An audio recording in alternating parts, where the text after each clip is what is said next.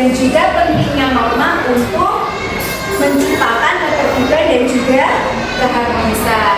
Tujuan yang selanjutnya, kalian juga diharapkan bisa menunjukkan perilaku yang sesuai dengan norma yang ada di lingkungan keluarga, sekolah, dan juga masyarakat. Mengenai norma, kalau norma sendiri itu kan ada beberapa macam ya.